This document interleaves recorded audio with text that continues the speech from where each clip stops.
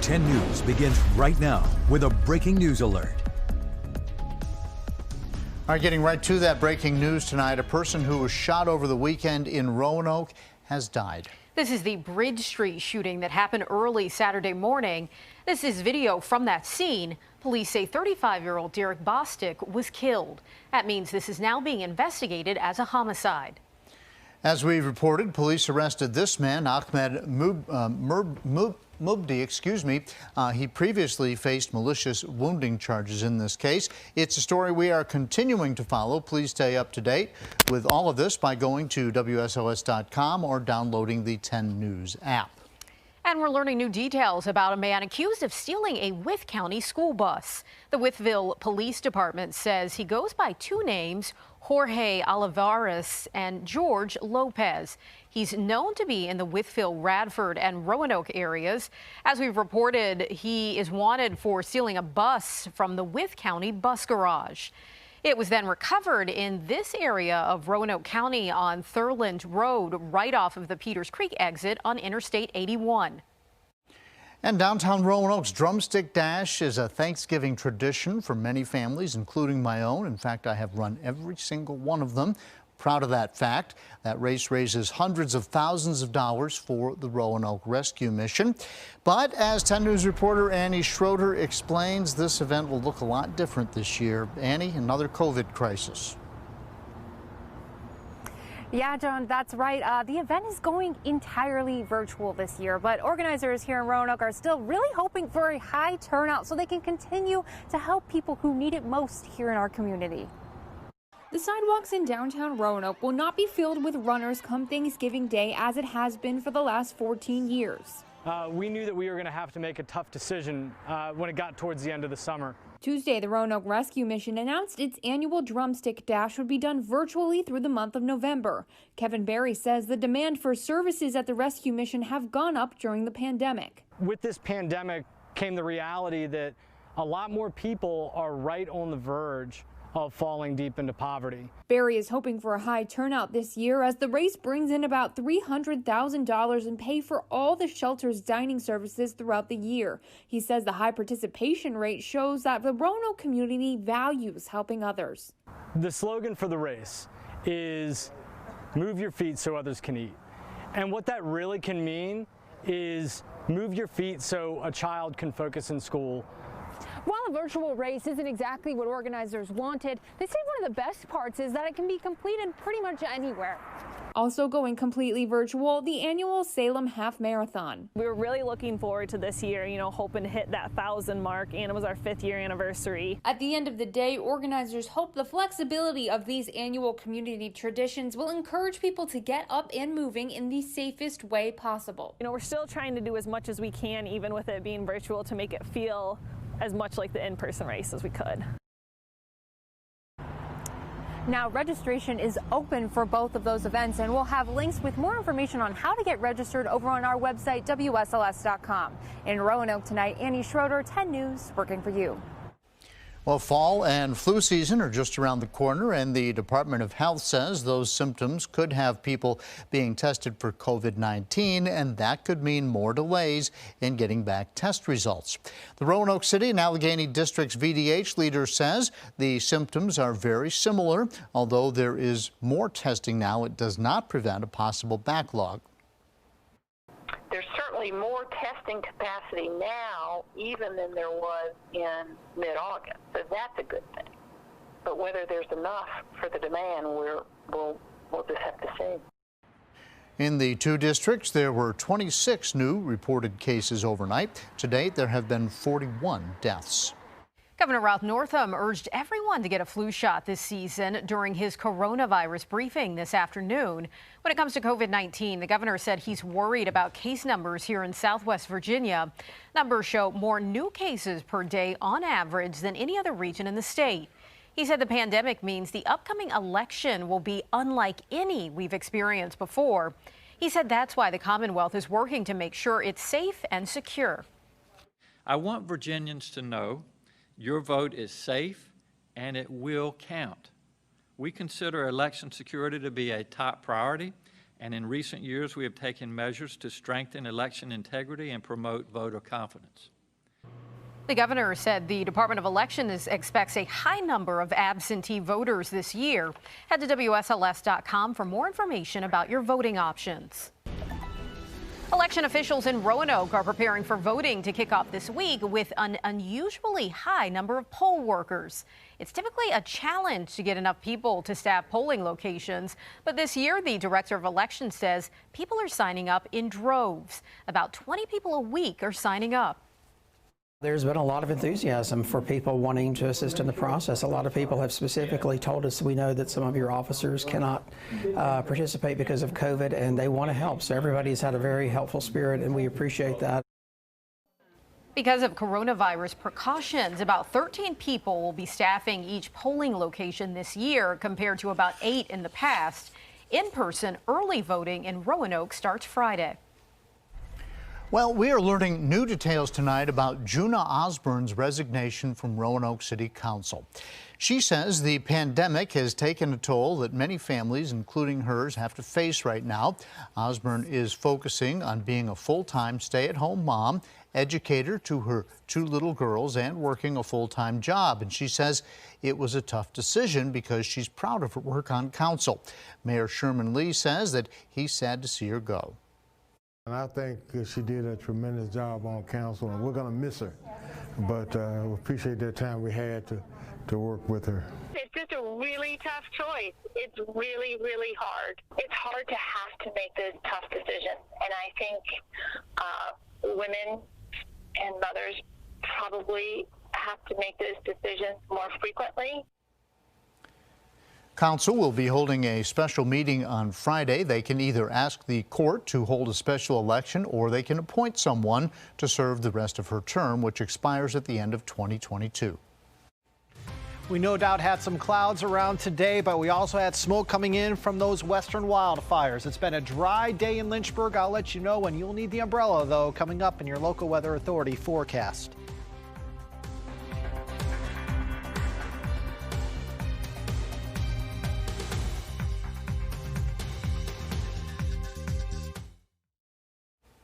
$100 cats and 100 dogs will be spayed and neutered for free.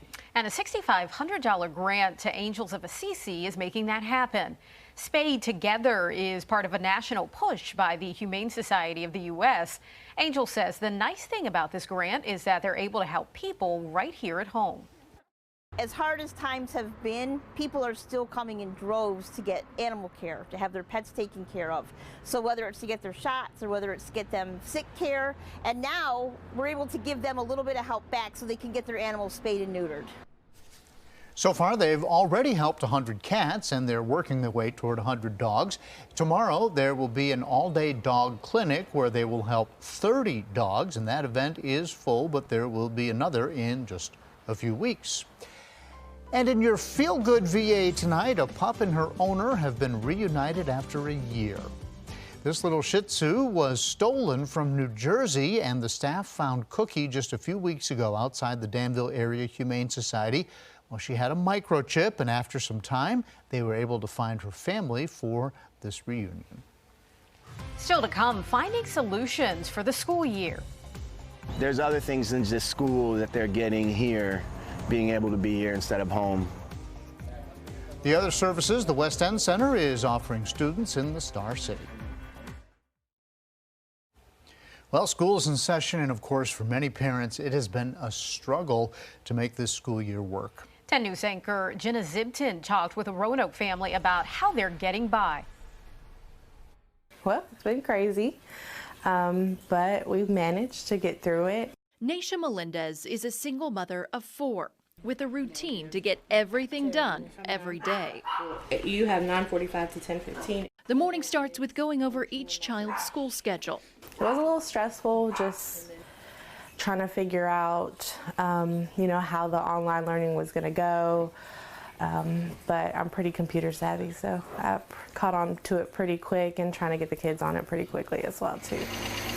Then they head off to the West End Center for school. It's one of several remote learning sites for kids to go during the day while parents work. If it wasn't for them to do that, I probably wouldn't know how I could have managed still working and still trying to be at home somehow to do the virtual learning. Our job is to help our families, help our students in every way possible, and hopefully we're doing that.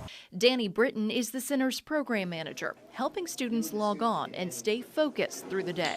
They are glad to be here, and they're glad to see their friends, and they're actually excited to do schoolwork. And I'm having fun and going outside and doing fun things and doing activities. Second grader Ethan says he enjoys the West End Center, but it's hard to go to school online and would prefer to be there in person.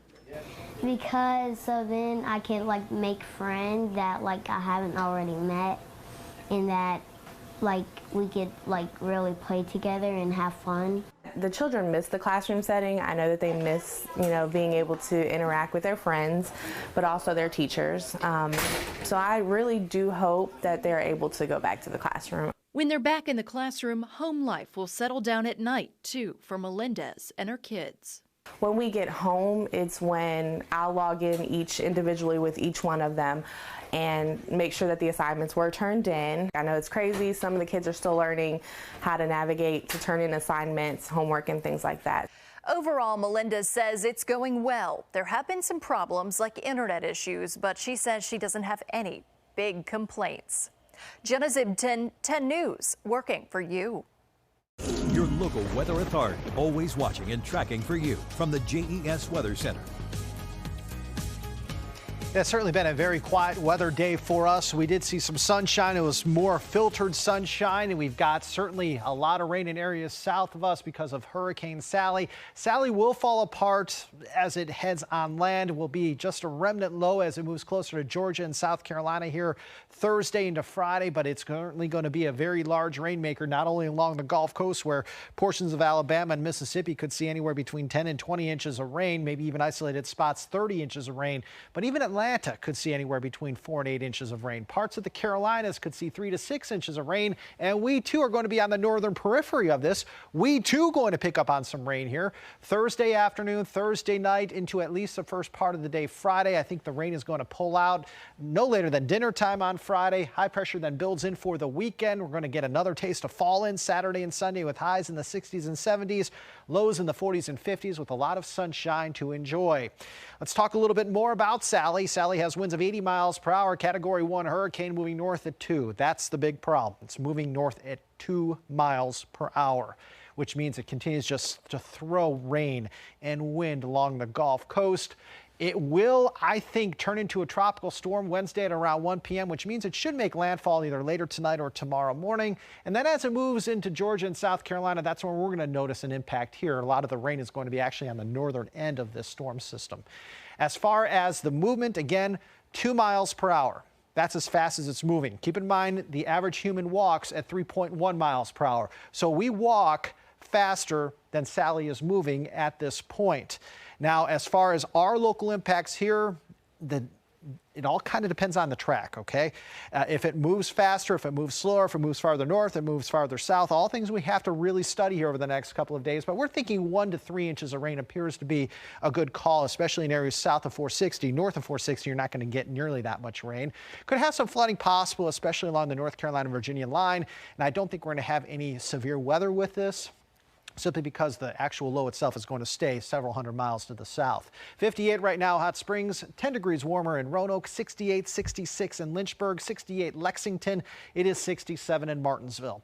For tonight, skies are going to clear out a little bit and going to be very cool too. Overnight lows tonight ranging anywhere between 47 and 55. Now your 48-hour zone by zone forecast showing a dry day in the NRV tomorrow, partly sunny. By Thursday, you're certainly going to have some rain developing, especially as we head, say, from the mid to late morning hours on. For the Highlands, your chance for rain is not as high on Thursday with a dry day on Wednesday. South side, you're going to have among the better chances for rain come Thursday, lasting into Friday morning because you're among the locations farthest south in this viewing area. We're looking at highs only on Thursday in the lower 70s for you folks, Danville, Martinsville, and South Boston. For the Roanoke Valley, 75 tomorrow. You're going to have some rain around later Thursday night into Friday morning. But again, the most amount of rain will likely be towards the NRV and south side locations, the least amount of rain towards the southern Shenandoah and the Highlands. By late Friday, we'll dry things out. Weekend looks beautiful with skies mainly sunny. For Lynchburg, you are looking at highs middle 70s Wednesday, falling into the upper 60s Friday and Saturday, mid to upper 60s Sunday, and then we're back into the 70s 1 week from today. Appy. All right, Jeff, we'll hear from a William Fleming star on the hardwoods who has secured a college basketball future and expectations from the best in the world at this week's U.S. Open. We're talking golf. Sports is next.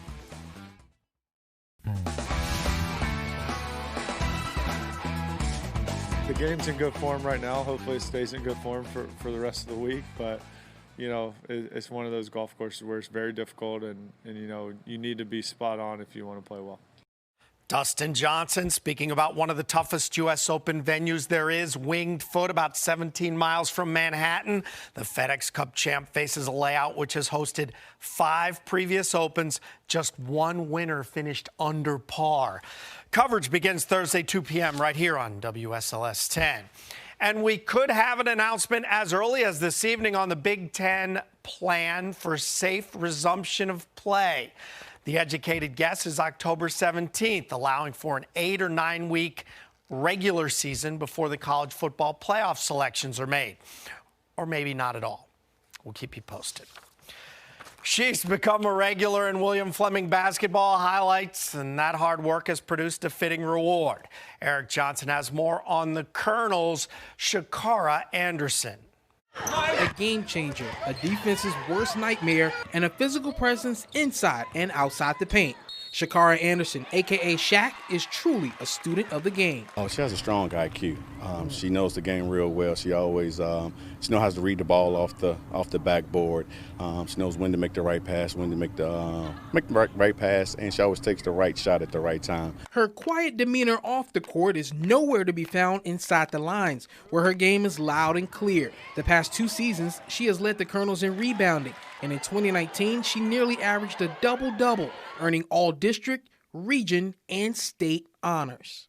I've been pushing myself to further, my education and my skills in basketball. Anderson's talents have afforded her the opportunity to play at Gardner-Webb University, fulfilling a lifelong dream of playing college basketball, a feat that's become synonymous with the Colonels program. It's been a lot of success, through our program and stuff, and, it encourages me to, that I can make it to the next level. I'm truly happy that she will be able to accomplish that goal and hopefully, be a quick impact to her new squad.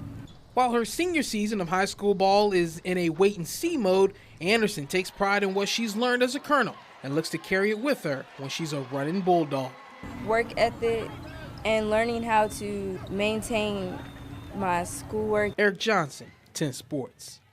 All right, we're back to Bubble Talk now in Major League Baseball, where brand new Globe Life Field in Arlington, Texas is going to host the 2020 World Series.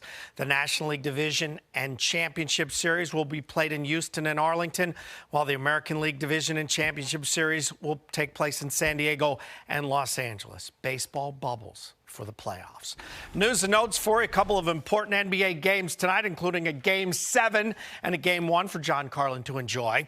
The Islanders and Lightning, now Tampa Bay can advance to the Stanley Cup Finals with a win. And LSU's coach Ed Orgeron says most of his team has already had coronavirus, so they should be good to go.